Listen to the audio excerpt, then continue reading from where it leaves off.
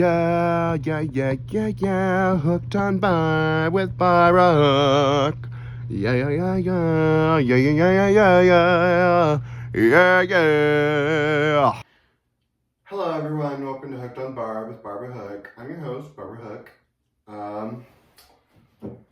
And first, let's talk about the weekly update. What happened this week, actually?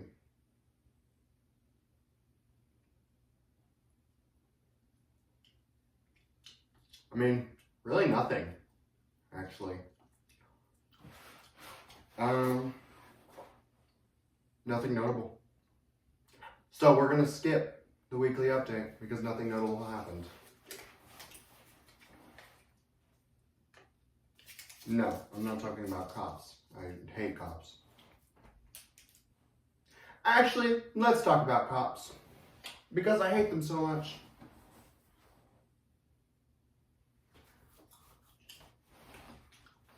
Now, if you don't know, cops, that whole protect and serve thing, that's a whole ruse. They don't do shit. They serve as an army for the rich. And slavery is still protected under the 13th Amendment as punishment for a crime. That's why rich people like private prisons so much, so they can do labor for them for free. But let's get into the history of cops.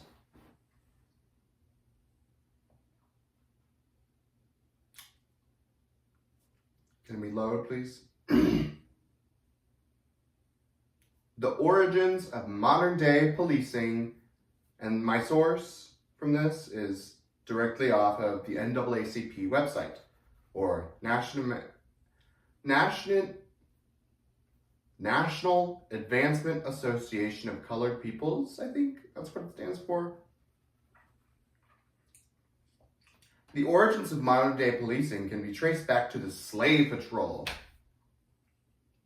That's literally how they started out, if that tells you anything. Slave patrol. They went out and they fucking rounded up black people who they thought were slaves and returned them to their masters. That whole, the star, they wear on their chest, or their little badges and pins and shit. The same ones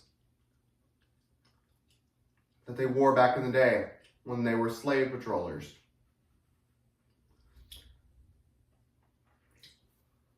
And the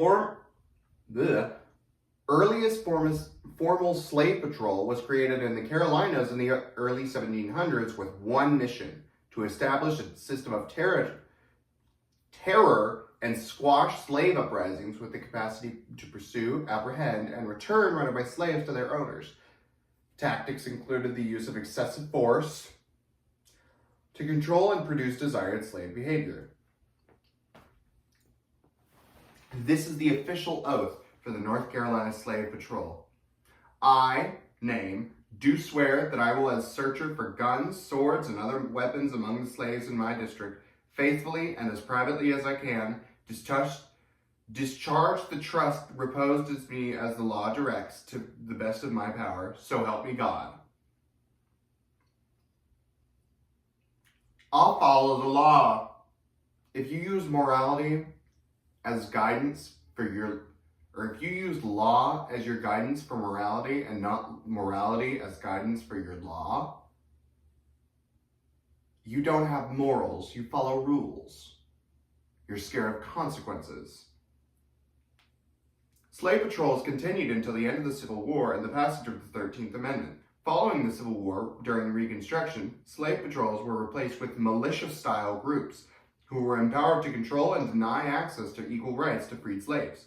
They relentlessly and systematically enforced black codes, strict local and state laws, I'm chewing gum, sorry guys, that regulated and restricted access to labor, wages, voting rights, and general freedoms of black peoples. In 1868, the ratification of the 14th Amendment of the U.S. Constitution technically granted equal protections to African Americans, essentially abolishing black codes. Jim Crow laws and state, local, and state and local statutes that legalized racial segregation swiftly took their place. So basically, yeah, you're free, but, we're still gonna treat you like shit. And then they were like, well, we can't technically discriminate against you, but we can lynch you and sell your body parts and rape you and, just do whatever we want. By the 1900s, local municipalities began to establish police departments to enforce local laws in the East and Midwest, including, oh my god, I've got something in my eye, including Jim Crow laws. Local municipalities leaned on police to enforce and exert excessive brutality on African Americans who violated any Jim Crow law. Jim Crow laws continued through the end of the 1960s. The crisis in policing is the culmination of 1,000 other failures. The failures of education, social services, public health, gun regulation, the criminal justice, and economic development. The New Yorker, July 13th, 2020. I think this was shortly after George Floyd. I don't remember exactly when that was, but I know it was during that era. Also, no, I'm thinking of the New York Times. The New Yorker, I'm pretty sure, is semi-woke. But the New York Times, however, I'm pretty sure it's even owned by a billionaire, which makes sense because they don't want you to focus on, hey, we're stealing from you and, touching your children and whatever. But actually, you should hate black people. Like, no, babe, I'm gonna hate you. Because you are the root of all these problems. A continuing bias. The criminal justice system is heavily impacted by the bias of police mentality and outdated judicial precedents. The system is largely driven by racial disparities that the black community continues to be a target. The results are brutal and long-lasting. I don't know what that was. All cruelty begins with dehumanization. Not seeing the face of the other, not seeing the whole humanity of the other. A cultural regime of dehumanization has been constructed in many police departments, and that fertile ground, racial biases can spread and become entrenched. The Atlantic, June 16, 2020. I love that the article is called "The Culture of Policing is Broken." No, it's not broken. It's working exactly as intended. It's bad. It should be broken. It should be torn down. No, I'm not saying, oh, we shouldn't have any laws, blah. I'm saying we shouldn't have fucking hyper-militarized random dudes who are racist and who beat their wives and shit be in charge. I think the people should be the, quote, police. Okay, hey, we vote, and if we say, hey, this guy goes to jail, easy peasy. No guns and bullshit. I say what are they called? Where you throw them out, you swing them around, and then you throw them, and they'll, I don't remember what they're called. But they're two weighted balls on the end of a rope, and then you could throw them around some guy's ankles that'll trip him. The legacy and effects of biased policing are far-reaching. The U.S. is home to the world's largest prison population and the highest per capita incarceration rate. As of May 2020, there were 655 people incarcerated per 100,000. Let me repeat that. As of May 2020, there were 655 people incarcerated, meaning kept in prison, per 100,000. Prison, parole, and probation operations cost U.S. taxpayers $81 billion per year. Per year. The relationship between law enforcement and our communities is fractured because of decades of a bad system that has let countless issues go unaddressed. Derek Johnson, NAACP President and CEO. Some fun factors. Fun facts, not fun factors. Holding police officers accountable is difficult. No, it's not. We should just kill these people. Oh yeah, you beat your wife and you killed 3 dudes. You killed 3 children because you thought they stole, even though they weren't near anywhere that they could have stolen from.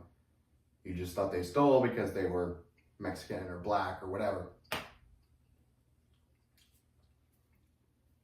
Also, this is kind of unrelated, but it's not unrelated because the judicial system is all interconnected and intertwined and whatever. So there was this gynecologist, right? Y'all already know where I'm going with this. Gynecologist raped like 2 or 3 women. I don't remember. It might have just been 1. But you know how rapists work. If they rape one, they rape another. What are you doing? Oh, but, you know, the lady comes out and she's like, hey, here's, you know, proof that he raped me. Complete, undeniable proof. Can we, like, send him to prison?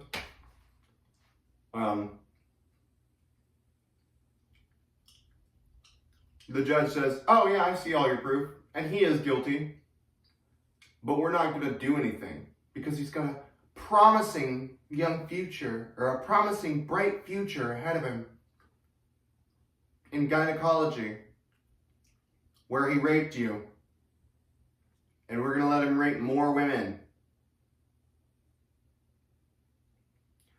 See how that's bad? Yeah, I know you're a pedophile, but let's make you a daycare teacher. Yeah, I know you're literally Hitler, but let's make you in charge of the NAACP. I know you're, you know, Mega Hitler 3000 and you hate all disabled people, but let's make you in charge of, you know, the deaf section of the hospital or something. That one was a little bit of a stretch, but the point still stands. An oppressor should not be in charge or in a place of power in a oppressed people's group or space. You see what I'm saying? Y'all know what y'all picking up what I'm laying down?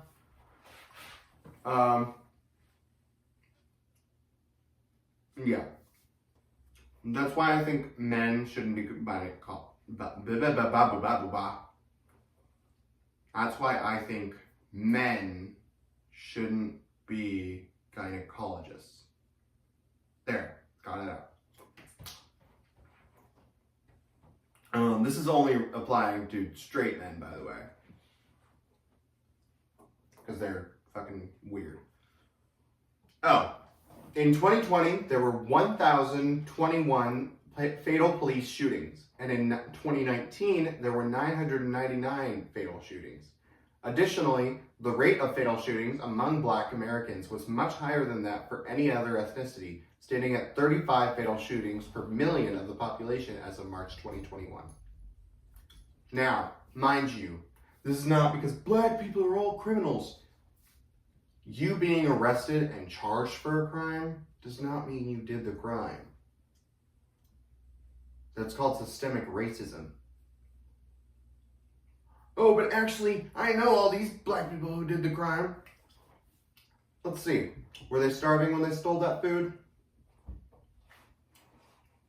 Were they fighting back against a violent, you know, perpetrator when they killed that dude? Oh, that Austin kid who died recently? That the Republicans are all like, oh my God, they hate white people because there's no outrage about this, even though they're literally making out an outrage. The kid was up on fentanyl, not the black kid, the white kid. White kid was like, hey, move out of the seat. And black kid was like, no, I was here first. And he was up all on drugs.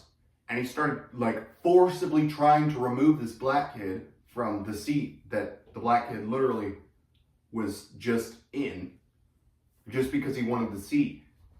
And he starts getting like physical, and he starts trying to, not bite or hit or whatever, but like he starts trying to hurt this kid. And so the black kid, defends himself and ends up, killing him. And he died in his brother's arms. I don't know, maybe don't start fights you can't win, loser. L ratio. Like, just don't be starting fights on Fent and over stupid shit. And even his dad was like, no, this like wasn't a race thing, my kid was being stupid. But they're like, oh my god, he was turned woke. Shut the fuck up. Shut up. Oh my god, you just make shit up because you have nothing to get outraged about. Anyways, back to the facts. Since 2005, 1,104 non-federal law enforcement officers have been arrested in connection with fatal on-duty shootings.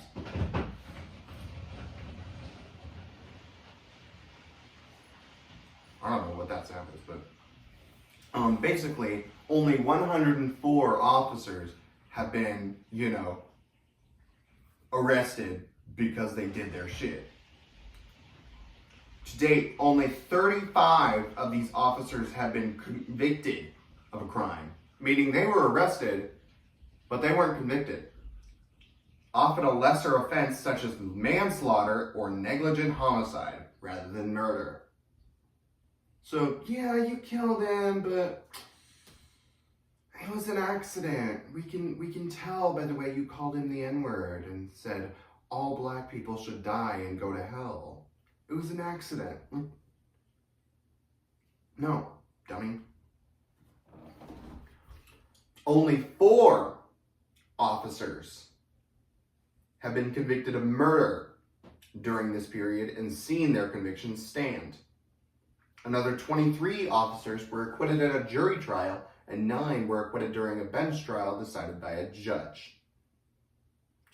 11 other cases were dismissed by a judge or prosecutor. In one instance, no true bill was returned from a grand jury. Currently, there are 24 federal, non-federal law enforcement officers with pending criminal cases for fatal shootings. The cost of police brutality is high. While many police brutality and fatal police shootings are not prosecuted in criminal court, victims and the families of victims have been able to pursue civil judgments, which cost millions of taxpayer dollars each year. $175.9 million in civil judgments and claims for police-related lawsuits was paid by New York City during the 2019 fiscal year. New York City has the largest police force with 36,000 members serving 8.3 million people. You mean serving 10 people, rich people. That's, I assume, how many rich people are living in New York, by the way. I don't know. $500 million were paid out by the city of Chicago between 2004 and 2014 for the police misconduct-related lawsuits. The Chicago Police Department has 12,000 officers serving 2.7 million people. Again, probably only like 1 or 2 people, rich people.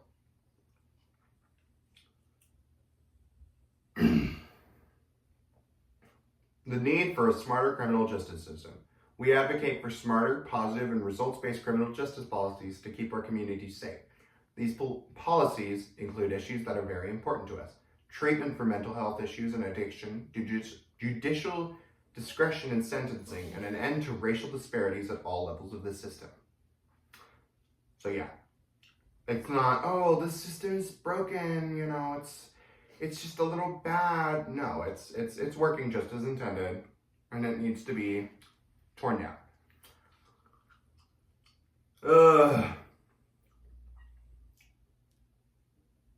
What the fuck? Thank you, jeez. Anyways, you, down.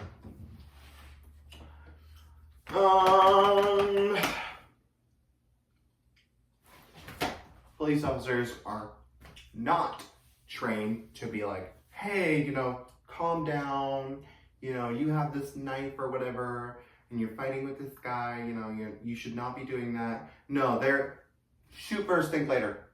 They're not trained to de-escalate situations or deal with anyone. They're, bang bang, motherfucker. You weren't the perpetrator, you were actually the one who called the police. Oh well, fuck you, die in a fire, bitch. Because if you give a bunch of fucking losers guns, they're gonna do some loser shit.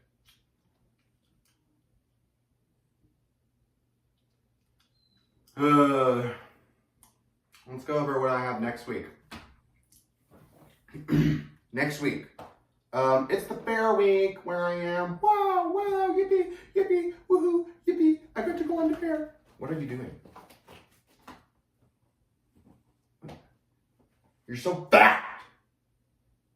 Anyways, it's the fair. I get to go on the Ferris wheel. I get to be the Ferris wheel because I'm so fat. No, I'm kidding.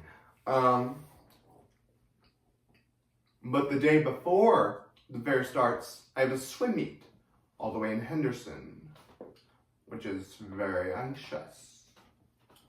Very, very suspicious. What are you doing, you fat cunt? What are you doing? What are you... Get down. No, no, no. Jeez. Anyways, that's on Tuesday, the meet. Then, after that, 10 a.m., I have to go back to Vegas on Wednesday to the hospital for my mouth. They're gonna literally take apart my jaw, break it apart, kind of smush it back to... No, I'm kidding. I'm getting my wisdom teeth removed. I'm probably going to make them into some jewelry for y'all to see on the next episode.